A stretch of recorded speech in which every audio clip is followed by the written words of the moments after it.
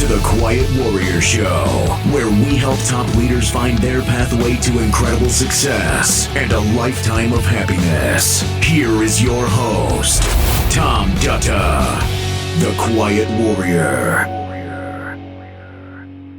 Well, welcome to the Quiet Warrior Show. My name is Tom Dutta. I am the Quiet Warrior. I'm excited to have on my show today Dr. Joe Malone and Sarah Harris. Welcome to the show. Thank you very much.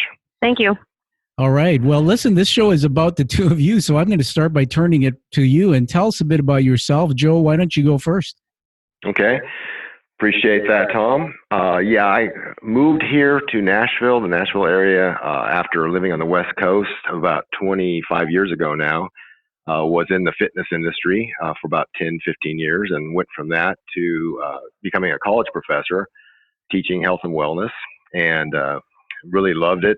Had a lot of great students in the class, and Sarah was one of them. But in the course of time, developed a women's personal conditioning class and program, and was interested in that because of the aspect of women's fitness at the time that they carry children really impacts, we know now, the health of the baby and then the child and then the adult off into their future. So developed that program, and from there started working with sororities, and Sarah's sorority was one of the ones that we worked with initially, and then from there expanded greatly. Started writing a book about wellness, especially women's wellness, about 10 years ago. But as I was working with especially the young women, I realized that their relationship lives needed more help than their fitness and nutrition lives did, and they needed quite a bit of help themselves. So, but it came together when Sarah volunteered to work with me, and we ended up writing the book, Battles of the Sexes, and we're working on a big program now. So it's all been good. Well, that's awesome. Let's hear from you, Sarah. Tell us a bit about yourself. Hello. I'm so happy to be here today. Thank you. I'm a registered dietitian. I started my career in long-term care after being at MTSU with Dr. Joe Malone and being in his class. I always had a passion for wellness, just in general, all facets of the well-being of a person, and ended up working in nursing homes to start out. So I did that for about 4 years. And while I was there, I realized that most of the issues that people had when they were there started when they were younger, when they were building families, and just when they were coming of age is when that critical point where your habits kind of make or break your health. And so I stopped doing that, and I started my own practice a few years ago, and started working with people outside of the long-term care facility so that I could catch them before they got there and try to, help them gain those habits that they needed to live a healthy life. And how that kind of ties into our book, Battles of the Sexes, our relationships with others and with ourselves are our primary wellness needs before anything else. If those are broken, then nothing else can really be in line either. So that's kind of my background as far as my work and how I came to write this book with Joe. Well, all right. Well, I'm already getting excited. I mean, it's great having two on the line here, and I'm trying to keep my thoughts in place, and my head's going in every direction right now. You two are amazing, and I want to build you both up a little bit. Tell our audience a bit more. I mean, I met Joe Malone down at the Red Carpet event. This is something that Morgan James Publishing, or the publisher of his book, does every quarter for new releases. And Sarah, we haven't met, but we're meeting on the line now, which is awesome. And when I saw the cover of the book, Battle of the Sexes, I fell in love with it. It was such a striking cover. But really, I met through your body of work. So I want to tell us a bit more about Joe here. So Joe, you have a Ph.D. in health and human performance with a minor in neuropsychology. I thought it was really cool as you specialize in what you call relationship wellness. You're an educator. You teach at Middle Tennessee State University. You've also guest lectured for years at Vanderbilt University. And notably, you did some work at the Center of Disease Control, the initiative for STD Prevention, which is interesting. But the thing that made my heart sing, Joe, was that you've spent over 30 years working with young adults for their well-being. And then when we look behind the covers, you were a Division I football player, coach, gosh, a celebrity trainer, a professional model. And by the way, to the audience, when they see Joe's picture, you're going to get that pretty striking picture there, Joe. And you're too kind. And so let's turn to Sarah and start. And Sarah's a registered dietitian. I mean, Sarah, you have a family, 2 young boys, age 3 and 5, and I kind of got this warm and fuzzy feeling when you mentioned that you were in Joe's class. I kind of thought about the Star Wars movie with Yoda teaching Skywalker. And it's just beautiful hearing 2 of you have come together to co-author Battle of the Sexes. And I want to just read the byline on that. It's raising sexual IQ to lower sexual contact and empower lasting love, which blew my mind. And now as we get going, I just want to finish with this, that I've read your book. I was blown away by it. I gave it to my wife to read, and I think that book's going to help a lot of people. So as you know, my show is not just about ego, about how great people are and their success, which you have a lot of. I'm interested in the backstory, the journey to the work you do, the ups and downs. So let's start there. I mean, maybe we'll just start with Joe, and the 2 of you can just, kind of chime in for a few minutes. Take us back to sort of what drove you to do this work, the goods or the bads, and then we'll talk about the book a little bit. Joe? Sure. Thanks, Tom. Well, there is a lot of struggles to overcome in my backstory. I was, again, came to the Nashville area from the West Coast, and out there, as a young adult, I discovered that I was struggling with obsessive compulsive disorder and bipolar. And, it's one of those things where I didn't realize that I had those issues, and other people maybe did, but eventually I got diagnosed with them and learned that the brain biochemistry could really, really be helpful if you could learn about it and understand how it worked. And so I started really studying brain biochemistry and physiology. Well, really from the time I was actually failing PE class clear back in 7th grade in 1968. So I started studying body physiology at that point. But in the 1990s, when these mental health issues hit, I started studying the brain as well. So from there, I learned an awful lot and was able to understand what I was going through during that time period. I ended up at the top of an industry, and because of some issues that I was going through that were related to the brain biochemistry situation, I ended up out of that industry the next year. So have been at the top of the world and the bottom. Back in 7th grade, when I was nearly failing 7th grade PE class, my PE coach gave me an ultimatum about being able to do one pull-up by the end of the semester. And so I struggled, and eventually my dad built a pull-up bar on the back and struggled, and eventually did one. And then I realized that after that, I easily did 3 in the next couple of weeks. And again, that's where that whole obsessive compulsive disorder type thing came into play. And I went from, again, nearly failing that PE class to leading the league in sacks to the Pacific Coast conference out there, what's now the Pacific Pac-12. So went from one end of the athletic world to the other, but in the process, during those years, I blew my shoulder out by doing too much, doing pull-ups with 70 pounds dumbbell between my feet at a 240-pound body weight. So there were a lot of life lessons, Tom, along the way about excess and about, over prioritizing some things and not prioritizing other things. And as I went along, I found out that family was most important. And as Sarah was saying, our relationships really either make us or break us. Yeah, there's so many things you said there that are teaching moments, Joe. I mean, the family thing, but also I want to honor you for a moment before we hand it to Sarah for her comment. And that is that it takes courage to come on a national radio show and talk about what some see as limitations. And, you made my heart sing, Joe, because in my history as an executive, I've been diagnosed with generalized anxiety. I didn't know that mental health issues can actually hit, some some 3 in 7 executives over their careers will have a mental health challenge. So I think it's a great lesson from you to take the checkup from the neck up, and it's a total picture.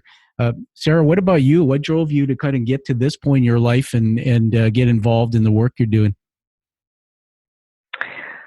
That is an excellent question, and one that I don't know that I've explored enough. As far as my interest in wellness and health, I have been a runner since I've been active my entire life, but I've been a runner since I guess I was 15, and I'm still running now. But my passion for physical activity started there, and then when I went to college,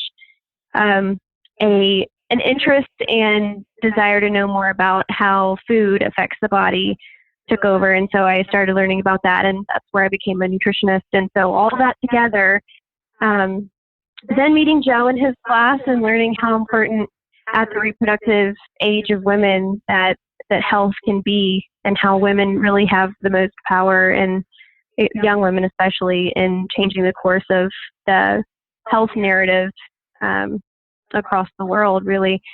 It all just kind of came together, and I'm part of this book, to support him and his vision, and because he knows a whole lot more than I do about, the relational aspects of all of it, and I do feel like I've never watched Star Wars, so see, he's Yoda and I'm who.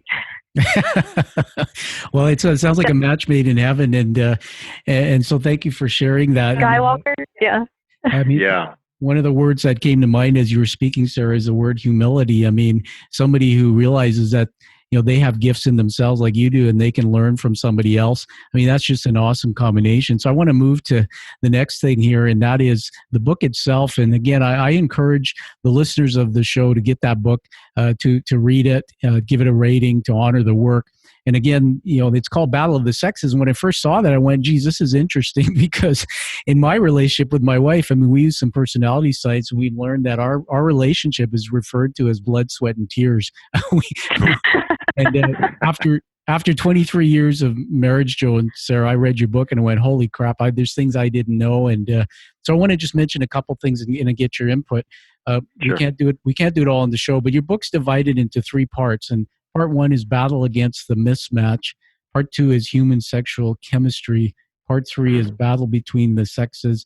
And I'm going to just pick something out of a couple parts. Under part 1, it says the chemical laws of attraction and secret sex signals. Can you, either of you or both of you, just tell us what is that? What is that all about? What's the meaning of that? Well, again, kind of as related to what I learned in the 90s about brain biochemistry having to do with mental illness. As time went on, it's all related. I learned this sexual chemistry is the same type of thing as what you're looking at with the mental health issues. And so basically what that's talking about is that we, like a lot of other animals, have these built-in sensory organs where we're communicating between males and females all the time, and at the unconscious level, and we don't really know that it's happening, but we react and are motivated. I know that motive is a big part of what your work, Tom.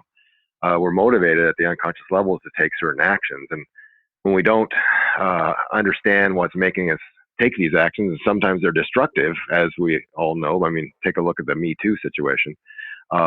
They're very hard to deal with when we don't know that what's causing us to do that. But once we can consciously understand those sex signals and kind of what's going on, personally, I've discovered that it's been very helpful. Yeah, that's amazing. And Sarah, one of the things that came to my mind as Joe was talking was about the fact that it sounds like Joe maybe has a few years on you in age, and I'm just honoring Joe here by saying that. When you wrote this book, who did you write it for? What would you hope that your generation reading this book would learn? Oh, me, so many things. I mean, even I typed the whole book out for Joe, and as I was typing, my mind is just blowing and blowing. I mean, at every turn of writing the book, and as Joe said, an awareness of self and what is driving the forces that make us do what we do. I mean, knowing that at any age is very healing, but it can be preventive for those that are younger. So like the late high school, college age folks before they enter into relationships, being aware of what they're capable of if they don't understand what's going on in their mind and in their body. It can be destructive. And so, just the knowledge of all of that is really important, especially for those young people. But even older, Joe's told me stories of teaching the older generation, and they find so much healing from it. Past divorces or parents that have divorced, or just family issues that have been in their lives for years and years and years, they finally understand once they've read this book. And you understand yourself and everyone around you so much better. Yeah, you nailed it there, Sarah. That's awesome. I mean, when I read it myself, I come from a background where I had parents like most people have, but we don't learn always from our parents what love looks like. Mm-hmm. We don't learn about what relationships should be. My father was a military commanding officer. He was a bit of an alcoholic guy, and there wasn't the type of love, and there wasn't this learning. When I read the book, and I said, my gosh, I actually learned some things that it was almost therapeutic and healing. And I think what you both have here is a gift to any generations. I want to ask you about the part 3, battle between the sexes. There's one of the points was resolving sexual conflict through sexual empathy, sexual respect, sexual synergy. Joe, tell us about that. Well, again, referring back to the Me Too movement situation, there is so much that goes on between males and females that can be problematic, because males are looking at it through one whole set lens and one whole hormonal structure, and females are looking at it from a whole other lens and hormonal structure. And what the males oftentimes don't think will be offensive is very offensive to the women, and the women again don't think the males see things the way they do, and they're right about that. So if both sexes understood the way the other ones thought, and the way the other one was chemistry and their brain structure was, there would be a lot more understanding of why they act the way they do when, like for instance, when a woman is just being friendly to a man, and the man, again, famously takes it that she's sexually interested in it. That's the beginning of a whole lot of problems a lot of times. So, sexual empathy is very, very lacking in North American and really world culture. So, it's something that could do a world of good. And I think that this kind of approach to preventing sexual harassment and all the different sexual violence that we have could be much more effective than not having it involved at all, and just trying to do things on the social construct type of a level. That's pretty amazing, Joe. You brought to my mind's going in a different direction now, and on a journey. And when you were saying what you said about empathy, I think I get it. And I just want to share with you that just this last week, I was actually, in a service situation, buying a product from somebody that I know in a store, and and they started talking about the fact that they had just broken up with their significant other, and they had sold a home and split the difference. And then after I paid and I gave a tip and I said, "Merry Christmas, I want you to use that for something for your family," she puts her arms out and says, I want to give you a hug. And, that was part of the signals. And when I grew up, reading signals as a man and women showing the type of affection or the way they do, I mean, it was always confusing for me. And so this book really teaches you at a deep level things that, many of us didn't know. I want to ask you about this word respect. I'll just throw it out to any of you, the sexual respect word. Tell me about that. Take about a minute. What does that look like? Well, the respect means that you've taken the time and the effort to learn some of these things, Tom, that we've been talking about, and that you can, even though you may be a male or think of sexual issues one way, you can see why a woman would be offended by some of the actions that you would not think would be offensive, and vice versa. A woman could understand a male looking at the situation and misinterpreting it, and being more cautious. I know Sarah has talked about before at the gym, she works out differently, with different outfits on than she used to, because she understands how that, can contribute to misunderstanding. Sarah, you want to say something about that? Oh, I mean, the biggest thing I can say is I hate tight leggings.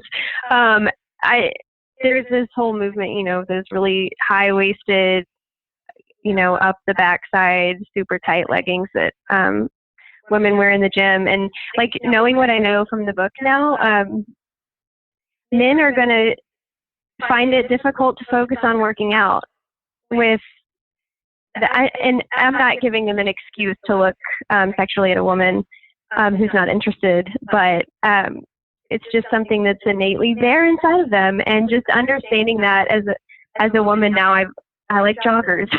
I like, like baggy shorts. I don't want to be the reason that someone can't focus on their workout. And I'm also not there to entice anyone. Yeah. And, I don't want to be part of any of the issue. But you understand it now. That's amazing. Yeah. So I have respect for them that they may, look at a woman a certain way in a gym because they're wearing, a certain thing. I don't know. It kind of changes the way you look at all scenarios with a woman and a man in the workplace. Like being alone with a man can, they may start having thoughts that you are not having, and just respecting that that's there and putting boundaries in place to help everyone. Yeah, I think that's really important. And I mean, I use the word perspective when I heard you speaking there, Sarah.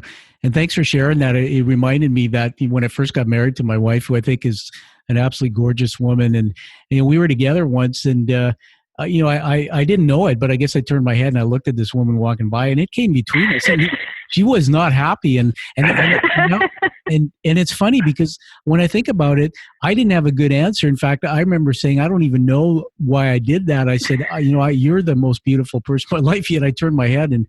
And so this really is a great conversation for learning.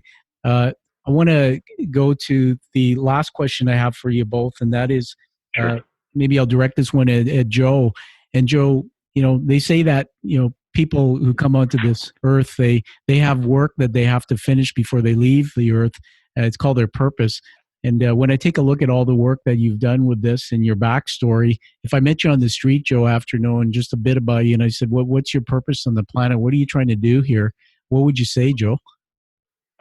Well, with regard to everything we've said so far, I think it's very important for, especially like Sarah was saying, young adults, young people in general, to know this content that we've been talking about. But I also would say, Tom, that knowing it, I think it's very important that we as a society push towards young adults and people in general getting romantic relationships that lead to a marriage like you described about yours.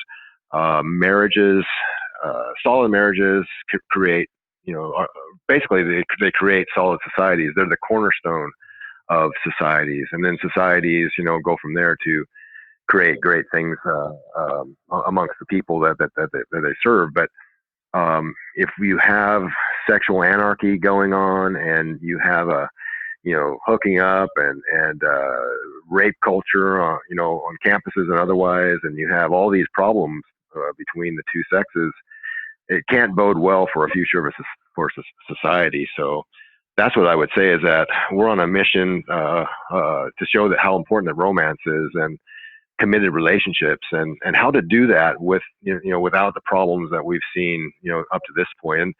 And being educated in these areas, and then being able to, as Sarah said earlier, self-manage and do the things you really want to do the right things. That's what I would say, is that we're on a mission to point out the importance of romance and its results. Yeah, I think that's pretty awesome. I'm gonna carry us longer on the show today, because I have two of you, and because every time you say something, you have this other thought that comes to mind, and that Sure. is. And I think you both know this. I'm interested in your opinion, but there's a couple things. Let me just get it out there, and then you can comment on that. One is, I think the media and social media and the media has an issue to play in this. I mean, I grew up, and through my own self-work, through my journey as a business leader and a human being, I learned that my subconscious mind, the other part of my brain, stores every image and every thought. and it drives Right. over you 24/7. I turn on the TV now and I watch a show, and there must be millions of, I'm exaggerating, but sexual images of rape and of sexual misconduct. And it seems like that, growing up, we see that all around us and we become desensitized to it. We don't even know what's right and wrong. And so when I think about that and the fact that I have a friend who's an educator in a university, and he said, Tom, he said 50% of the students in my classroom today are from broken lives. He says they're broken and they're going out Right. to build corporate America. And these are people who come from broken homes with divorce and addiction and other issues. So with all this stuff going on that's filling weeds in our subconscious, just comment on that and what your opinion is in terms of how do we sort of shift that pendulum the other way with the work you're doing? Sure. Well, again, Sarah, I was wanting Sarah to take this, but I will take it. She can speak on it. I agree. Things have changed so much since I was a young person in the area of pornography and just images on TV, as you said, and pretty much everywhere, internet, etc. So that stimulation, you talked about earlier the mismatch between the culture we have now and our culture that's developed over really millions of years, and with this sudden change to the way it is now with the sexual stimulation, and then really as well as the food stimulation. I mean, food has really changed in the same about 30, 40 years as well to be too much stimulation for our systems as they've developed over the millennia. So I think there needs to be a movement in the other direction. I think, I know at Notre Dame there's been a movement to try to get pornography off of their campuses, and there are these small movements that are starting out to try to go in a counter direction, a different direction. I think they're badly needed. Sarah, do you have a thoughts on that? I come to think of the first title of the book that we came up with, which was Junk Food, Junk Sex, which is essentially, that's just what I thought of when you started talking about that, Tom. There's just, you can swipe left, swipe right, get what you want sexually. You can reach right, reach left, get what you want food-wise, any sweet you could ever want. And same with drinks. You can hop from drink to drink, bar to bar, person to person. And it's just, there's a lot of trash out there, and just knowing how to be able to push that aside and really recognize quality food, quality people, quality relationships. What's right is never what's easy.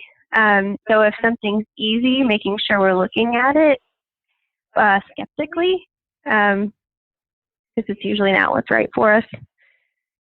Yeah, and that's a commercial thing. I mean, it's developed commercially because all of those things sell, whether it's junk food or junk sex, it sells. So we want it cheap, we want it fast. Yeah. All of it.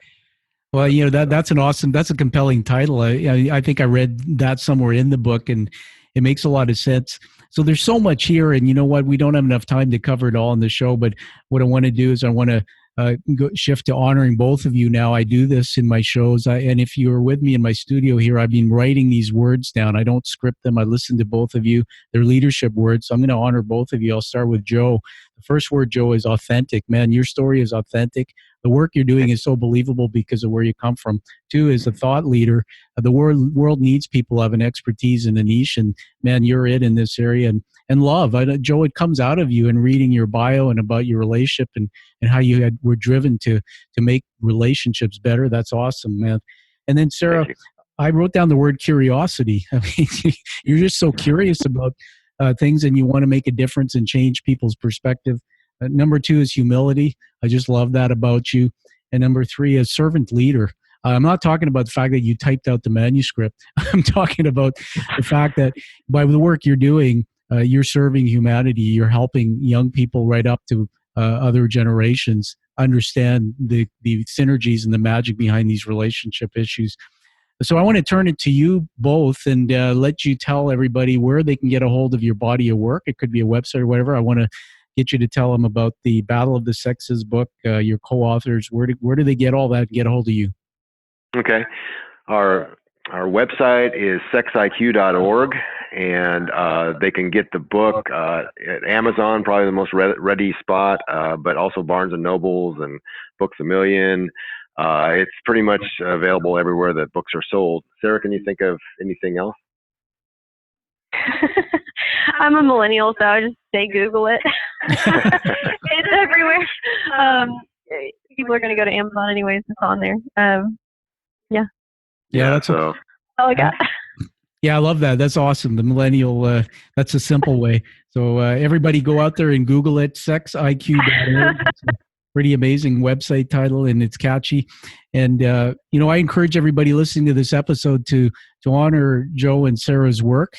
Find this show on iTunes, give it a rating, and check out their book and the work they're doing, because it'll change lives. And so find that true purpose and live with passion. Live the life that you deserve and you desire. Yes. And Tom, by the way, you've got an excellent book yourself that's changing lives, we know as well. So, The Quiet Warrior. So, it's quite an honor to even have the chance to speak with you, my friend. It's been fantastic, and we're going to have another conversation again. I know that. So, thank you both for being here, and we'll have you back again. Thank you much, Tom. Thank you so much. You're welcome. Take care. Bye-bye. Thank you for listening to The Quiet Warrior Show. Create is a motive-based leadership development firm. www.kreat.ca